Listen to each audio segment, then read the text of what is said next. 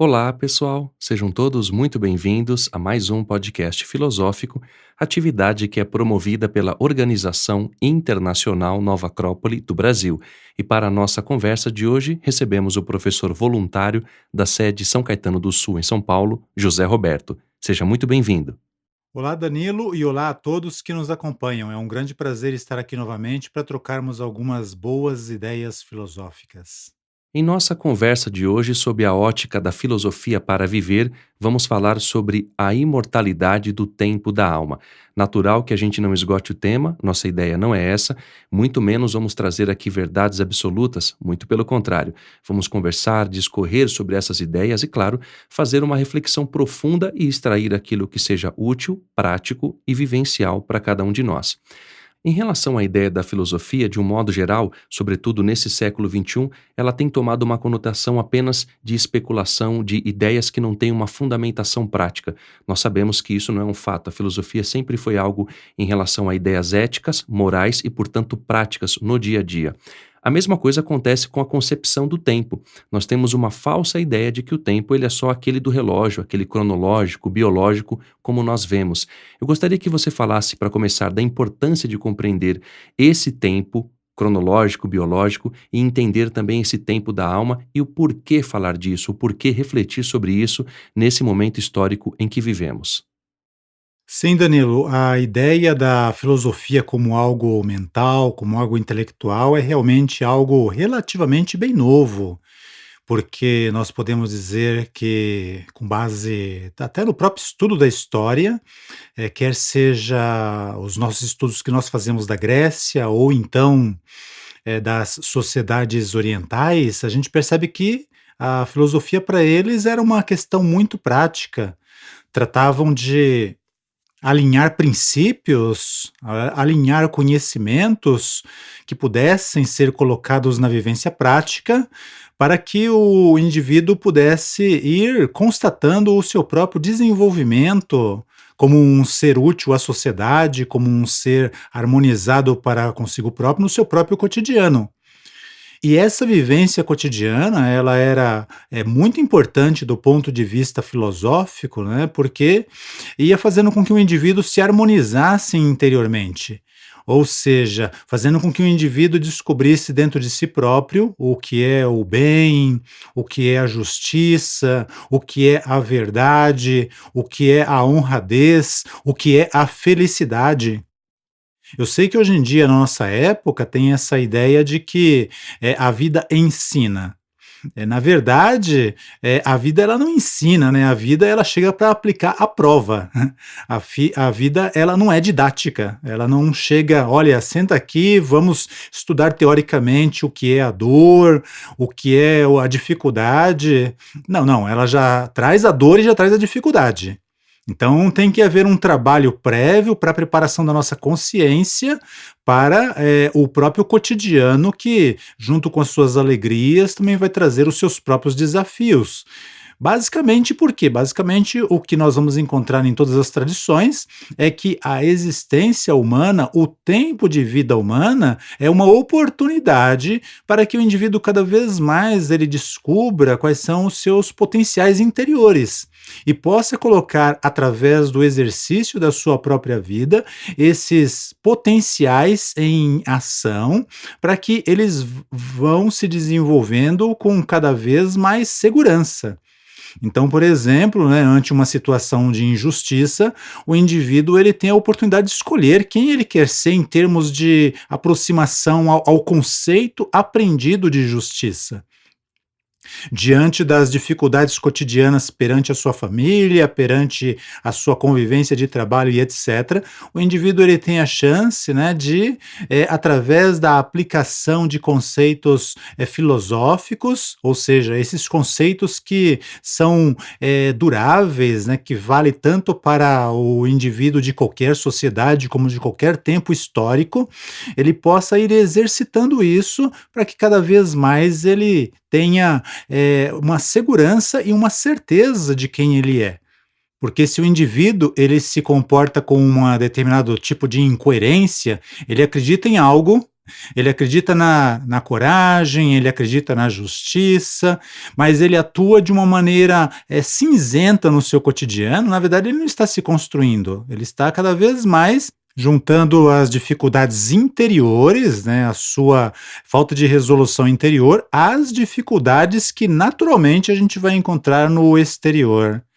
E é muito, interessante essa questão do tempo, porque é o tempo relacionado à nossa própria vida, né. Então o que nós vamos focar aqui é uma questão de como tornar o nosso tempo aparentemente mortal, o tempo da nossa vida, naquilo que, enfatizavam todos os grandes filósofos, para que nós possamos conquistar um certo grau de, sentido de imortalidade.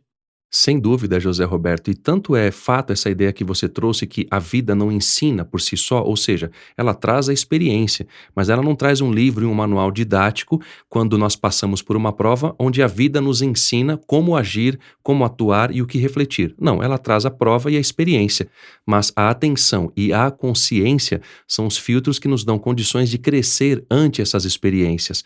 Dito isso, José Roberto, tem uma questão que é muito importante em relação a esse fascínio que nós temos sobre o tempo. Quando nós voltamos para o cinema e lembramos de filmes como De Volta para o Futuro, Blade Runner e outros filmes que tratam dessa ideia de viagem no tempo, do futuro, do passado, do presente, é algo que marca a nossa memória, a nossa atenção, porque nos chama a atenção. Eu gostaria que você falasse um pouco sobre essa ideia e por que esse tema nos fascina tanto, para que a gente refletisse um pouco mais sobre isso. Um dos nossos desafios no estudo da filosofia, né, Danilo, é aprofundar até um pouco o nosso próprio conceito de tempo, porque o nosso conceito de tempo, né, ele está muito intrinsecamente relacionado com o nosso conceito de vida e de existência. O problema é que justamente esse, né, teríamos que voltar um pouco aos neoplatônicos, temos que voltar um pouco até Platão, até Aristóteles, até Sêneca, porque quando esses filósofos eles, falam dessa questão do tempo, não é o tempo que nós estamos ordinariamente, acostumados a trabalhar, no nosso dia a dia. É isso mesmo que você colocou, né. Todos esses filmes, eles abordam uma linguagem bem moderna, que quando fala do tempo de uma maneira bastante paradoxal, né. Tem aquele famoso, paradoxo do avô, que é o indivíduo que viaja para o passado, mata o seu pai ou mata o seu avô, e aí esse indivíduo ele deixa de existir. Então, ao mesmo tempo ele volta para o passado, ele não volta. E também tem essa questão da viagem para o futuro, que teoricamente é possível. A viagem para o passado, ela só é, digamos assim, sempre um ótimo tema assim para filmes muito bem construídos. E temos que entender que o tempo o tempo tratado como uma energia física, como um elemento físico, ele gera esses paradoxos, essas estranhezas. Bom, não somos cientistas, né, que os cientistas com as suas equações e os seus estudos buscam tentar explicar a possibilidade disso e não sei bem para qual finalidade prática nós poderíamos tirar disso. Mas quando nós falamos dos neoplatônicos ou quando nós falamos de Sêneca, eles não estão se referindo a esse tempo tratado de uma maneira física e de uma maneira paradoxal. Eles estão se referindo ao tempo como uma energia que ela só faz sentido quando nós relacionamos com aquilo que os antigos povos chamavam da alma do ser humano. Certo? Só para a gente, de uma maneira bastante básica, nos referirmos, por exemplo, aos gregos. Os gregos, quando falavam do ser humano, eles falavam do ser humano que tem três possibilidades de ação e de atuação. E a primeira é a mais básica, né, que é o nosso corpo físico junto com a sua vitalidade. Então, esses povos, os gregos, entendiam que o corpo físico é algo que a natureza nos legou, porque nós vivemos numa dimensão física, precisamos nos comunicar com as coisas, nos comunicar entre nós, e de certa maneira, né, precisamos participar das coisas desse mundo para que através da boa condução da nossa vida, nós possamos desenvolver aqueles potenciais que falamos anteriormente. Da mesma maneira, os próprios gregos falavam de um segundo elemento no ser humano, que seria a nossa psique.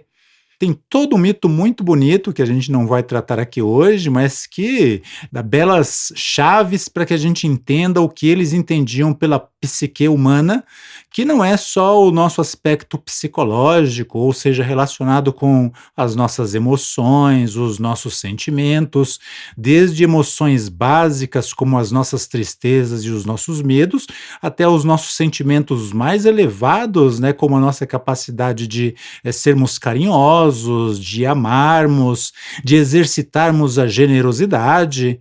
Então, isso é um elemento que, na visão dos povos gregos, a nossa parte mental também fazia parte do conjunto que eles chamavam de psique.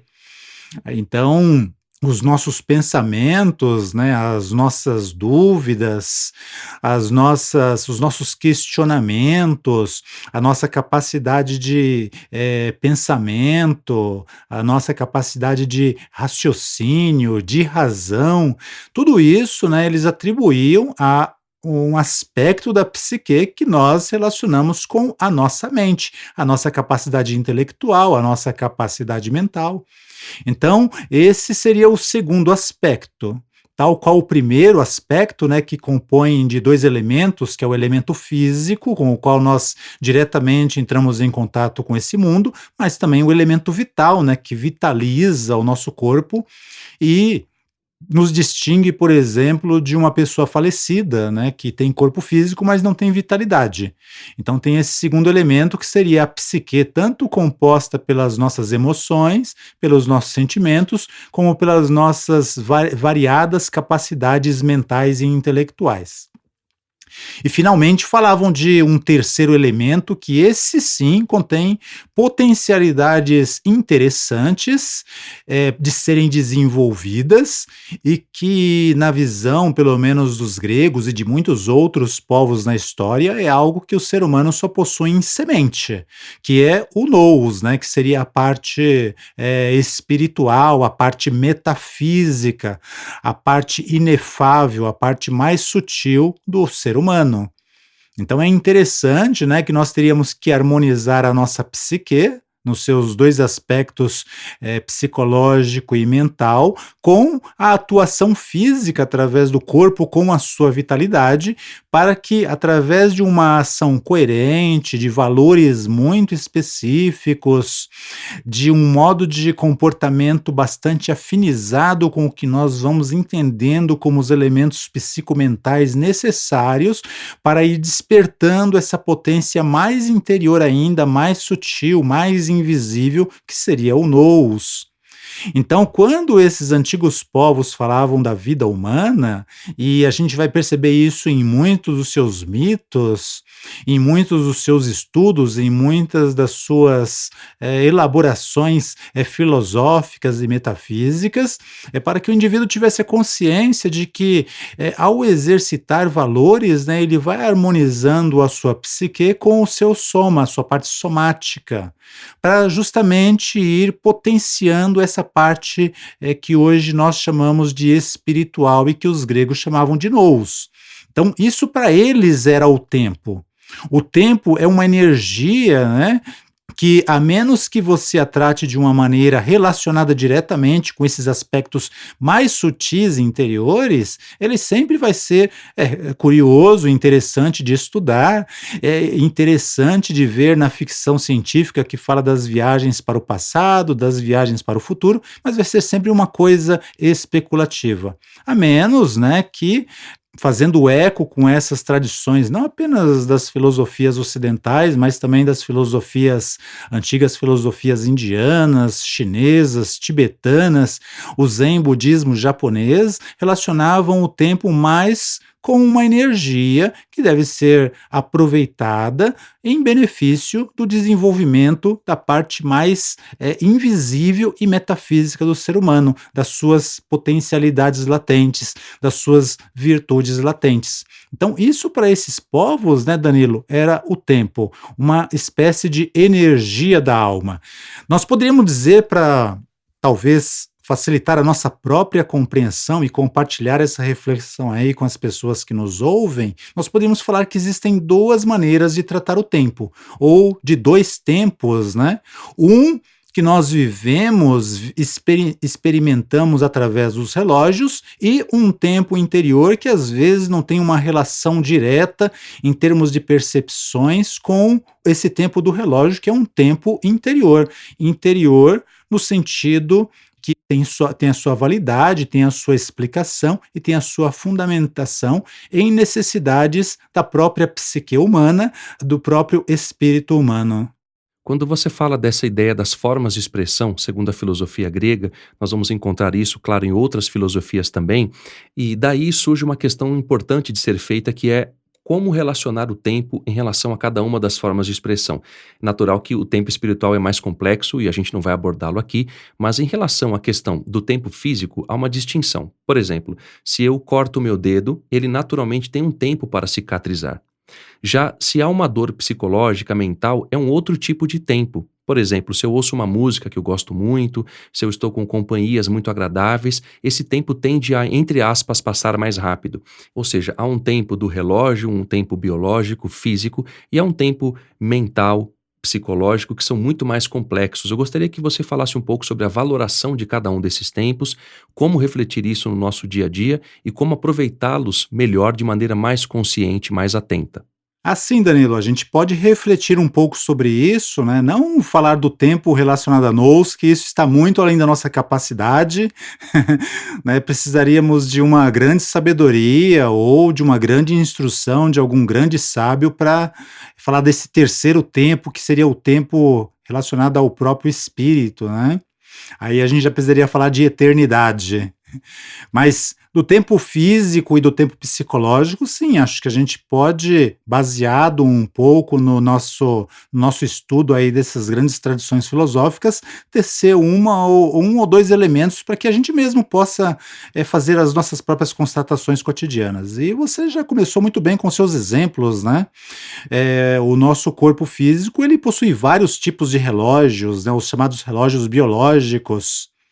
O tempo do coração não é o mesmo tempo do cérebro, o tempo da cicatrização de um dedo ferido não é o mesmo de um órgão interno que está se recuperando de alguma coisa, né?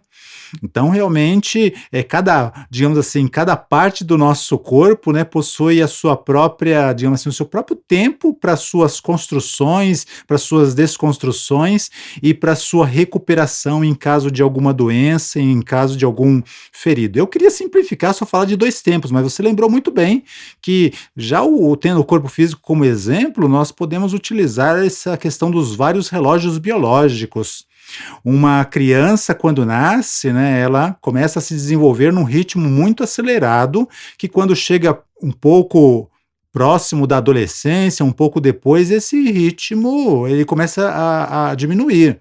Se não fosse assim, né, se a criança continuasse se desenvolvendo quando jovem como adulto, na mesma taxa das épocas próximas ao seu nascimento e à primeira e segunda infância, então nós teríamos um tamanho de um elefante e o nosso corpo não suportaria o nosso excesso de peso. Então é interessante que esses relógios biológicos eles estão regulados assim por um mecanismo natural que não seria fácil da gente descrever e nem dizer que entendemos como funciona, né? Mas a nossa própria constatação cotidiana nos mostra que é assim. Da mesma maneira, nós podemos, relacionado a outro bom exemplo que você usou, é diferente quando eu estou entretido ouvindo uma música que eu gosto muito, ouvindo um livro que me absorve, a minha noção interior desse tempo, né, consumido nessa leitura, nessa audição, ela é muito diferente. Parece que eu fiquei ali durante um bom tempo e quando eu vejo só se passaram 5 minutos, 10 minutos, 15 minutos. A mesma coisa quando eu estou numa, digamos assim, num estado de angústia, num estado de ansiedade.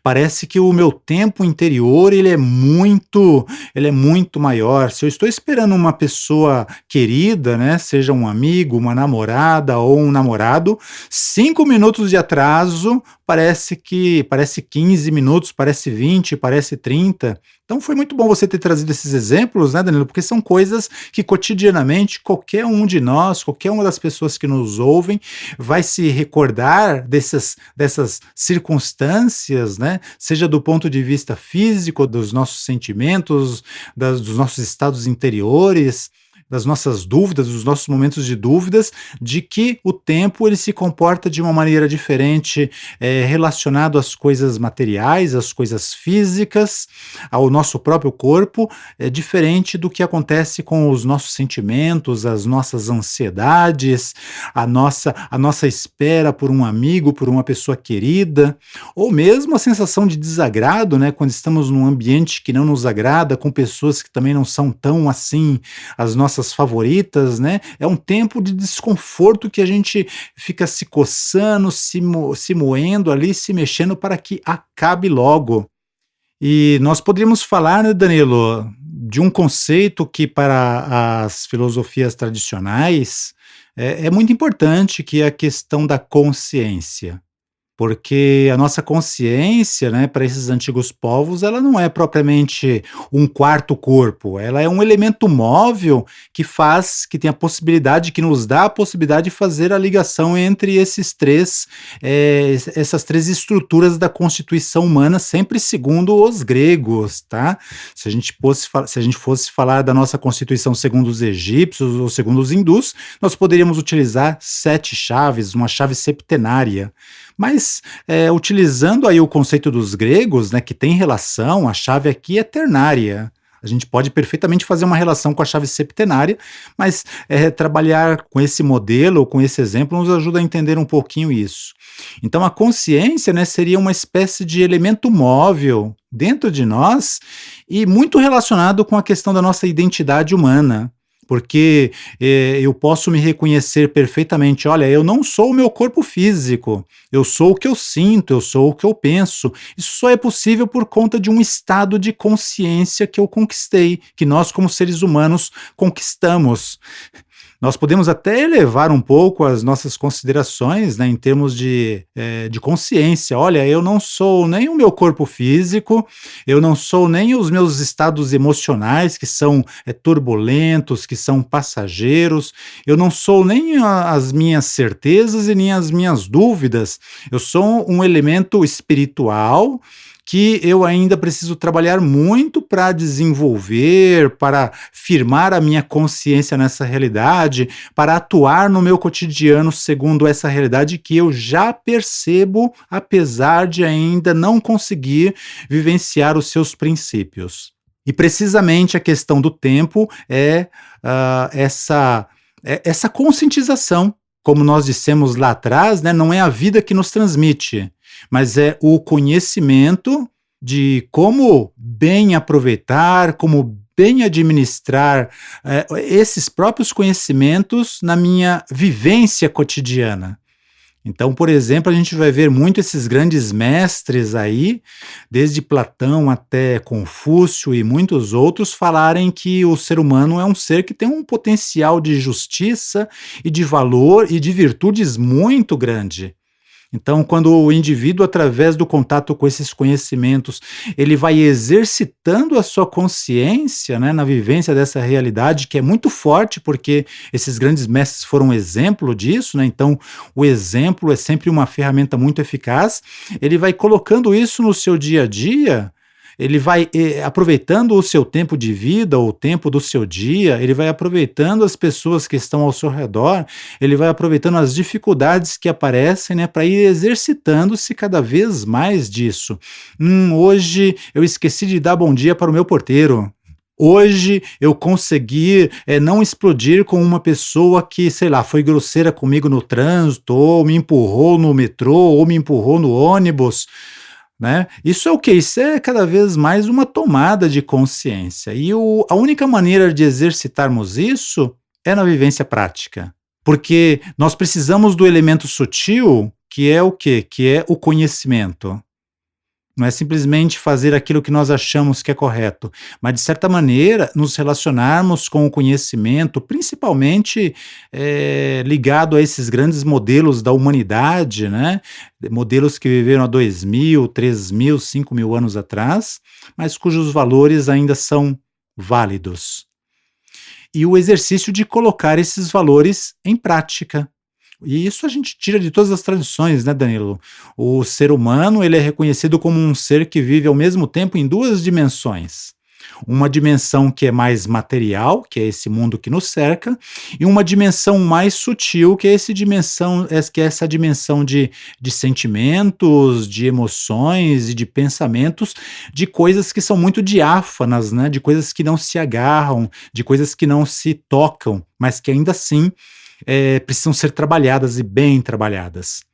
E é interessante que a gente, principalmente quando a gente começa a se adentrar um pouco mais nas filosofias orientais, nós vamos percebendo que essa vivência em dupla dimensão, ela é necessária, essa constante subida e descida da nossa consciência.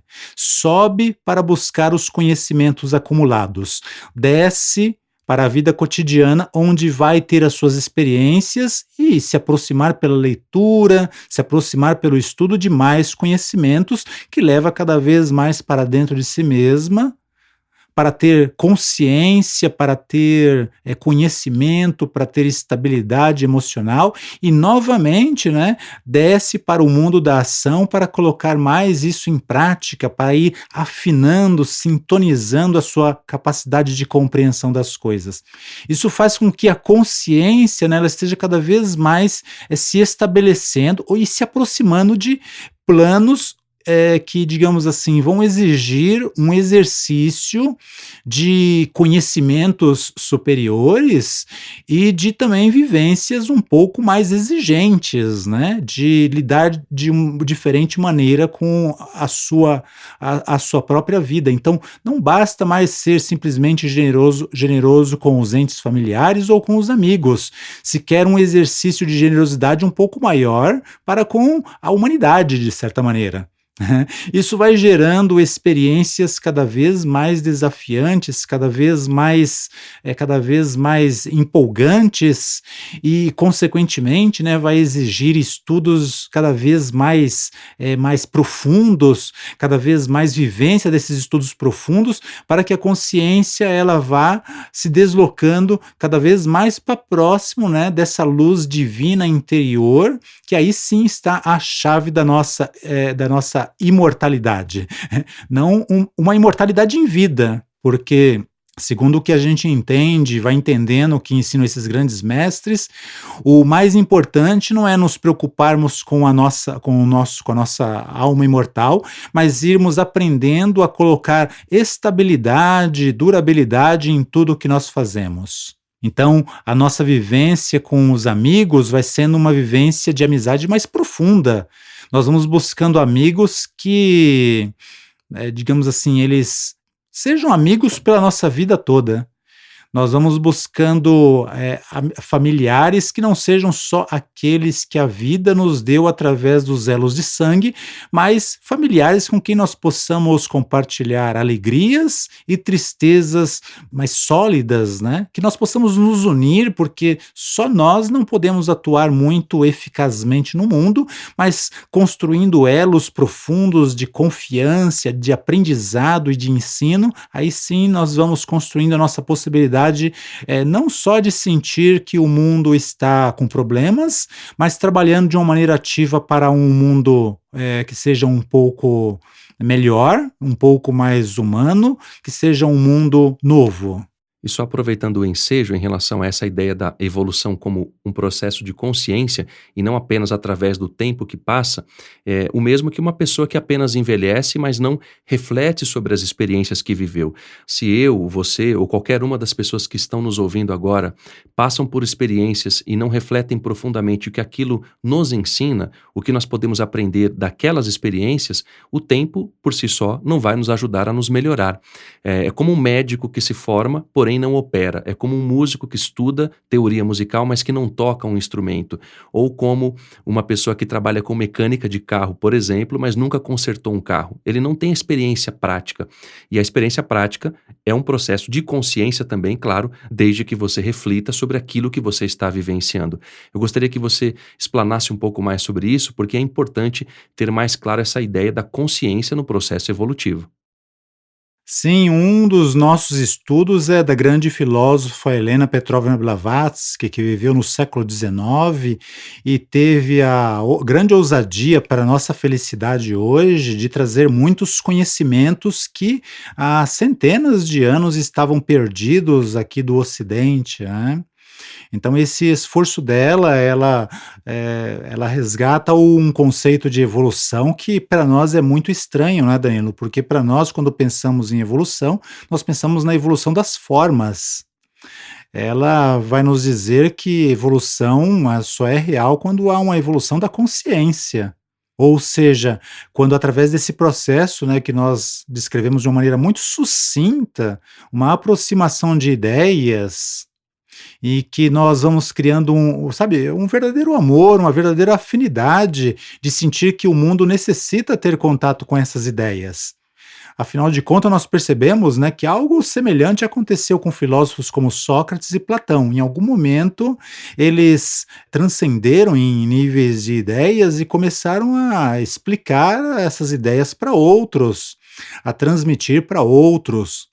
É claro, houve aqueles ignorantes, né, que apontaram o dedo, afastaram, acusaram-nos de estarem entregando algo que afastava o ser humano da sua vida prática, material, cotidiana, porque todo mundo tem que pagar os seus boletos, mesmo naquela época, tem que ganhar o pão de cada dia.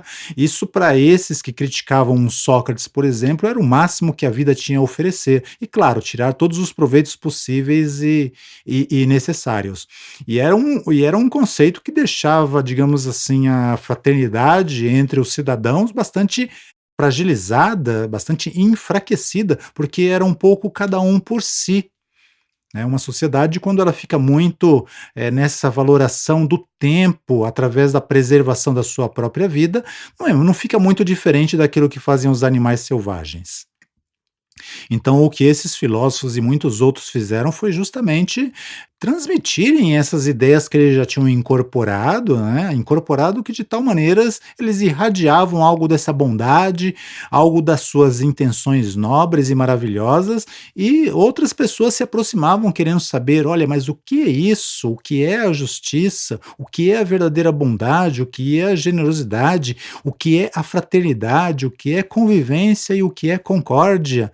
E conforme isso lhes fosse se tornando cada vez mais clara como uma ideia interior, foram também se exercitando na vivência e na experiência disso, e encontrando as suas próprias respostas. Apesar de vidas muito diferentes, né, essas ideias elas se assemelhavam, elas eram um ponto de encontro comum entre eles, né? Tanto Sócrates com relação aos seus próprios discípulos, depois Platão com relação aos seus próprios discípulos, fazendo com que o ser humano se sentisse como uma verdadeira força vital da natureza, pudesse participar consciente da sua vida e cada vez mais, cada vez melhor, aproveitar o próprio tempo de vida. E é interessante que quando o ser humano ele chega a esse nível de percepção das coisas, né, Danilo, de querer oferecer o pouco que ele sabe, aí a gente pode falar de evolução. Até segundo Helena Blavatsky, segundo esses filósofos. Porque o ser humano ele só evolui quando ele conquista algo tão profundamente, com uma convicção e uma força interior, a ponto de que ele comece a transmitir isso para outro. Então ele realmente evolui porque, na visão de todos esses filósofos, quando o ser humano chega a essa dimensão de não simplesmente cuidar da sua vida física, da sua vida biológica, dos seus interesses pessoais, mas do interesse de toda a cidade, de todos os cidadãos, então sim, o indivíduo, né, e a coletividade evolui. Bom, então, de uma maneira bastante sucinta, né, evolução não é uma questão de tempo, evolução é uma questão de ideias que levam um indivíduo, né, a um movimento generoso, a um movimento fraterno, visando melhorar a vida dos seus cidadãos, para que isso se transforme realmente num grande potencial, numa grande potência, de indivíduos que podem não precisam ser muitos, né, que sejam poucos indivíduos, mas consciente daquilo que eles fazem, do porquê eles atuam da maneira que atuam, porque aí tanto esse indivíduo cresce, ou seja, ele passa por um nível de evolução e de realização pessoal, como ele contribui para que outros dentro da sua cidade participem dessas ideias também e possam trabalhar em conjunto por uma evolução que atinge outras pessoas e até mesmo contribui para o desenvolvimento formal da sociedade, mas uma sociedade baseada não em fatores externos, mas em fatores humanos. Esse é um ideal que a gente vê nesses filósofos, é um ideal muito grande, é um ideal muito nobre, mas é um ideal grande e nobre que sempre impulsiona a que o indivíduo ele busque em si mesmo, ele se desafie a si mesmo a um modo de vida que seja um símbolo, um simbolismo, né, disso que ele está querendo conquistar interiormente. Então, a riqueza que o indivíduo pode adquirir com isso é uma riqueza de verdade que depois pode ser compartilhada com outros. E citando aquele velho ditado que diz que você quando divide um pão, você pode correr o risco de ficar sem esse pão, mas quando você divide música, quando você divide ideias, quando você divide sentimentos, pelo contrário, você não fica mais pobre com isso, você fica mais rico. José Roberto, agora para encerrarmos então essa nossa conversa do podcast, eu gostaria que você fizesse as suas considerações finais. Sim, Danilo, muito bom sempre podermos compartilhar algumas pequenas reflexões filosóficas que, na verdade, são pensamentos que nós extraímos aí do estudo desses grandes mestres de verdade, né, como Platão, a filosofia grega, a filosofia estoica, a filosofia egípcia, a filosofia tibetana. E o estudo desses grandes filósofos, dessas grandes tradições é muito boa, justamente para que a gente perceba que o tempo da vida humana é muito precioso e que esse tempo deve ser aproveitado em adquirirmos ideias e conhecimentos, né, que na nossa cabeça e no nosso coração façam sentido. Porque quando fazem sentido aqui dentro de nós, em algum momento a gente vai querer, vamos dizer assim, dar a luz a essas ideias, dar a luz a outras possibilidades, a possibilidades de transmissão para que outras pessoas possam compreender isso.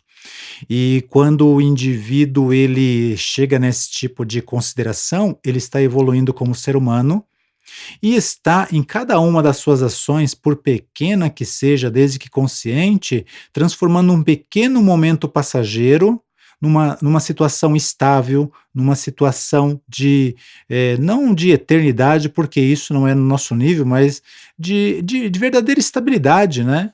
Como dizia Sócrates, de viver no tempo da nossa vida mortal um estado de imortalidade, porque o tempo físico, ele tem muito pouco valor para a alma, mas o tempo da alma, uma vez conquistado, ele nos dá essa sensação muito boa, de muita felicidade, de muita realização, de que atuamos em virtude daquilo em nós que é perene, que é imortal. José Roberto, dessa forma encerramos então o nosso podcast. Lhe agradeço novamente a presença e, claro, desejo que seja sempre muito bem-vindo. Obrigado, Danilo, e esperamos que brevemente estejamos juntos aqui novamente para trocarmos mais algumas ideias filosóficas com base na tradição milenar da filosofia, entre nós e com todas as pessoas que nos acompanham. Para aqueles que queiram nos contatar, podem fazê-lo através do nosso site nova-acrópole.org.br/podcast. Para quem quiser saber mais sobre o curso de Filosofia para Viver, pode fazê-lo através também do nosso site nova-acrópole.org.br. Até a próxima!